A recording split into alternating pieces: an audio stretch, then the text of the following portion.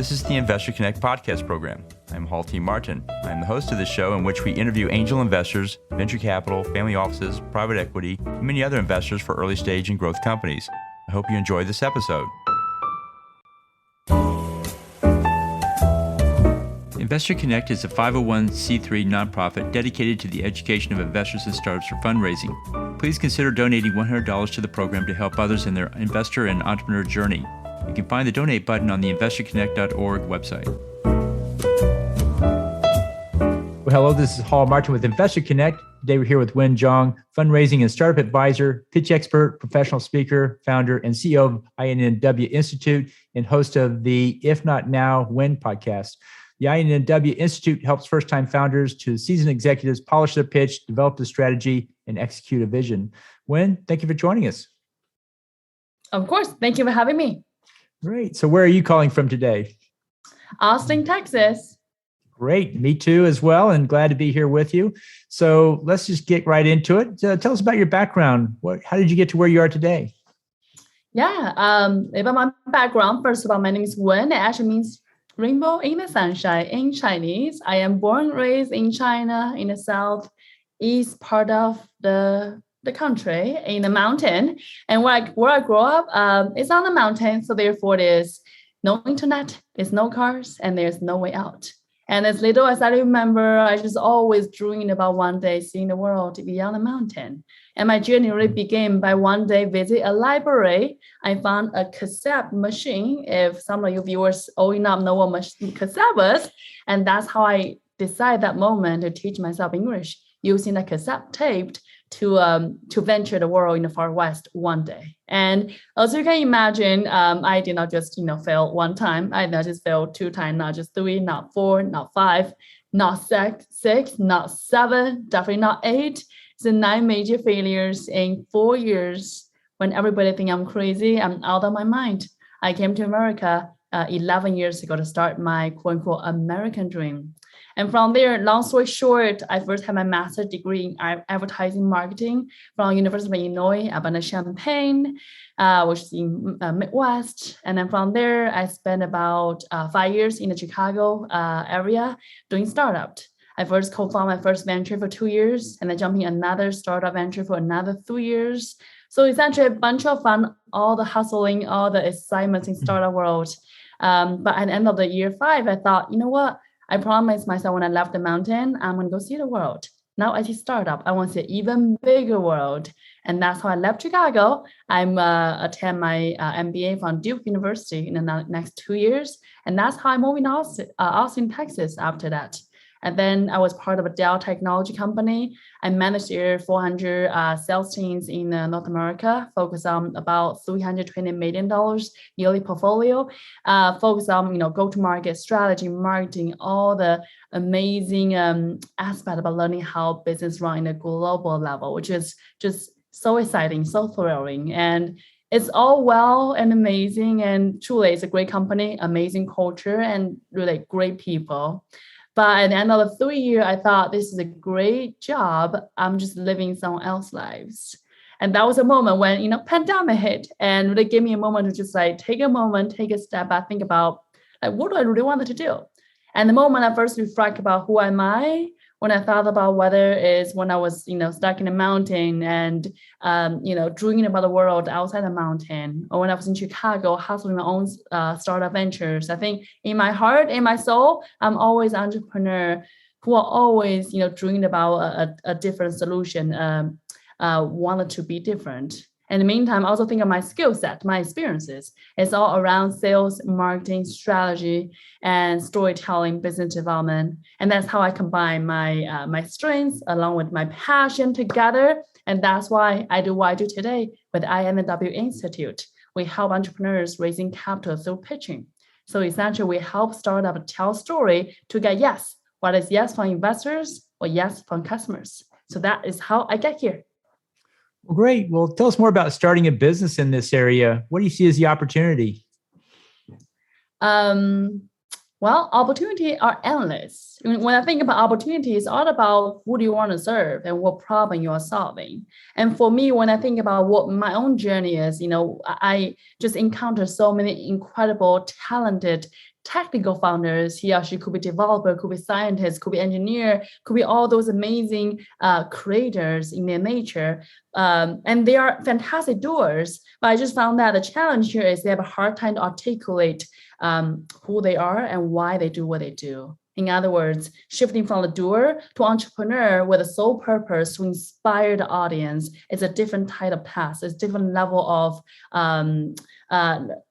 requirement that the founder need to develop. And that's where I see the opportunity. That's where I see how can I better serve, sharing my gift, sharing what I'm passionate about, supporting those dreamers, helping them make their dream, make their venture come true. So what's the challenge in starting a business like this one? Challenges, let's see. Of course, there are many, for me specifically, it's challenging because when I think about starting my journey, as you can tell, I'm a very passionate gal. I'm someone who I do what I say what I do, and everything I do, I thought about it for a long time, and that's just how I live. So when I started business, in the same time, my husband also started his business 2 days before I started mine, which is insane. You think about that for a second. Well, by the way, my husband is an engineer in nature, so he's someone who always plan everything is so thoughtful, so scheduled. And 2 days before I fully start mine, he come home, tell me, you know what? Guess what? I'm quitting tomorrow. I'm starting my own business. I said, sure. Right on, I'm here to support you. So I want to say the biggest challenging at the time was not only navigating this business part, but also navigating the relationship with a partner and also had a venture. And that was it's an interesting journey to say the least. So that was one of the biggest challenging on my own experience, in addition to navigating entrepreneurship journey, but also supporting a partner who are on the same path. And so what are the differences between your company and your competitors?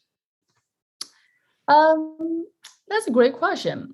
First of all, one thing that we take high pride about is, we, most of the clients are through referrals or introductions internally. So in other words, we take our commitment very seriously. We don't just say yes to every founders. I tell folks that I only work with founders. I call it the founder market fit. I see founders who coming from years of experiencing exactly what he or she do. They are fantastic, good at their craft.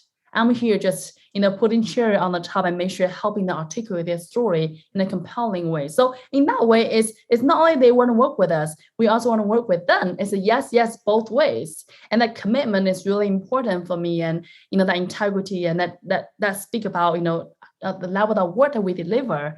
So the past 6 months, we collectively raised about $10 million seed capital, which we take high price about. And I think to really answer your question directly, I think the one thing that differentiates us from rest is really how we take our client relationship very, very seriously. We don't think this is just an engagement. We see this as, I tell people, one is here for the win, and I don't win unless you win. And I know you don't win unless your investor win, unless your customer wins. And we are here to win all together. Let's create a bigger pie for everybody to win along the process. And that's how we set apart from rest.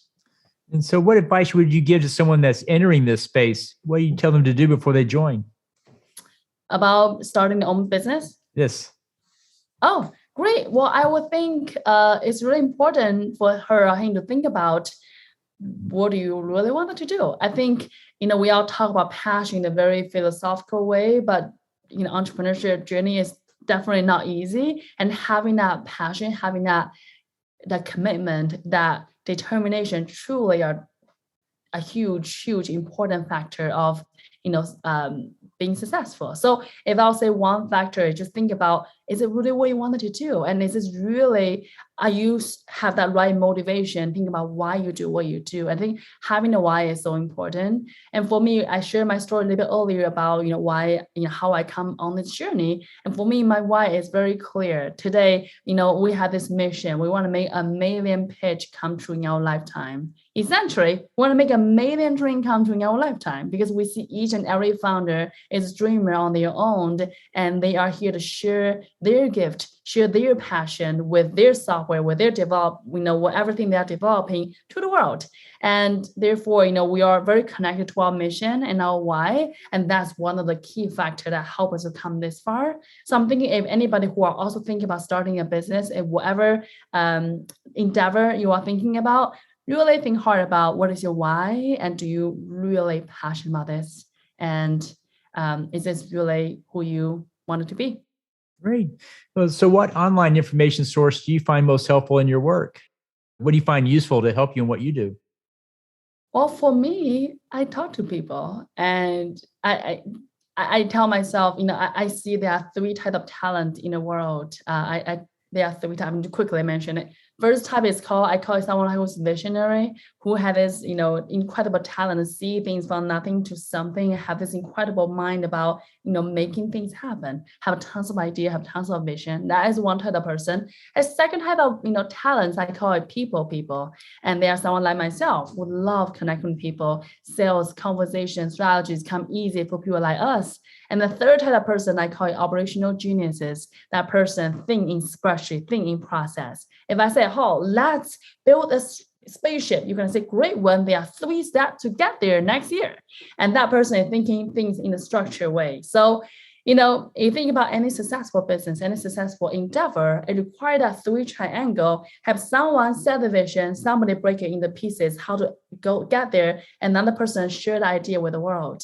And because of my gift, my nature, I am someone who thrive with a conversation with people. So therefore, I think, one of the biggest pieces that, really set me apart is, I talk to people. I know what's happening in the world, in the industry. And, because what I do is specifically help people, help businesses do storytelling. So understanding people, understanding story is really, really critical for me. If I can really pick like 1 or 2 things in terms of like online, learning I do, I watch a lot of movies. I analyze them. I figured out why it's a good story. I also love to read on my spare time. I love to know how do they make such a quote unquote boring story, make it exceptional? How do you make people, I call it a hook, right? How do you hook? How do you attain people's attention in a prolonged of time? So I love the craft of the storytelling. And today, I love to marry that with a storytelling piece with a business insight put together.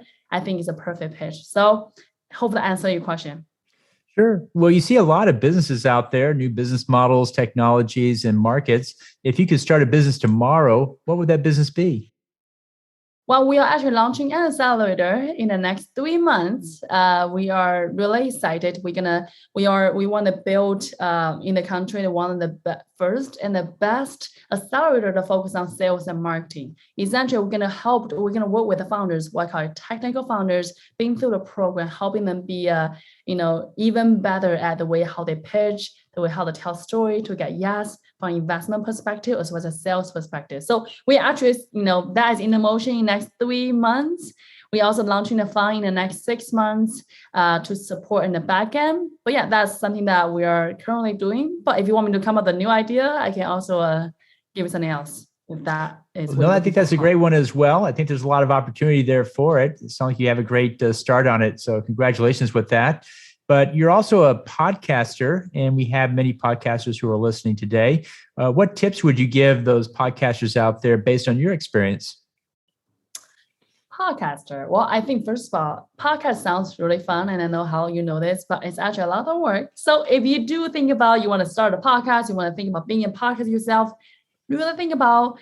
I want to go back to my previous answer. Think about your why you wanted to do that. Was it something that truly inspired you? And for me, I say that because for me, I do my podcast because it's really inspired me to get to know the entrepreneurship stories. I can understand the story behind the scene and not just all the glamours, all the amazing, all the rainbow in the sunshine, but also behind the scene, all the downs, all the everything in between. And I found for me, when I tell the story, when I hear people tell their authentic story, it just connect and unite all of us. And I think within the presence of story, there's no division within our human beings, whether gender, race, whatever you name it. So that's why I love doing my podcast. I love in the long form format, which you all have to think about. It's a long form, it's a short form. Mine's an hour time, and really dip into people's story, understand not only why, what choices they made, but why they made those choices. And those are important for me. And I would advise anyone who want to start your own podcast, think about really why you want to start your podcast. And with that why, think about the format, what that might look like, short form, long form, gonna be Zoom, gonna be in person, all different dynamic. And also don't forget there's an entire production go above that, right? You also think about the engineering, the editing, the posting, the show note, all the fun things. So if you do want to start a podcast, really take a moment to think about the whole process and see if that's still really aligned with your goal and your intention. Well, great. Thank you for that advice. And in the last minutes that we have here, what else should we cover that we haven't? Well, there's so much we already have covered. I do want to mention, I also do improv on the side as well. I regularly perform in the downtown theater in Austin, Texas. I love theater. I love the art of telling a story, as you can tell. I love the collaboration. And yeah, I regularly on the stage. That's what I do for fun. Yeah, that's all about me. That's great. Improv is a lot of fun and certainly gets the creative juices flowing. So it sounds like you're having a lot of fun with it. I do. I think life is all about having fun, isn't it? We are all finding our gift, our things that we hold in dear in our heart, and we are having fun along the journey. And that's all life is about, in my opinion. That's great. So how best for listeners to get back in touch with you? Yeah, so find me on LinkedIn, my website, my email address. I'm pretty easy to find. Great. We'll put that in the show notes. I want to thank you for joining us today and hope to have you back for a follow-up soon. Of course. Thank you so much, Hal, for having me. Investor Connect helps investors interested in startup funding. In this podcast series, experienced investors share their experience and advice. You can learn more at investorconnect.org. Hall T. Martin is the director of Investor Connect, which is a 501c3 nonprofit dedicated to the education of investors for early stage funding. All opinions expressed by Hall and podcast guests are solely their own opinions and do not reflect the opinion of Investor Connect. This podcast is for informational purposes only and should not be relied upon as a basis for investment decisions.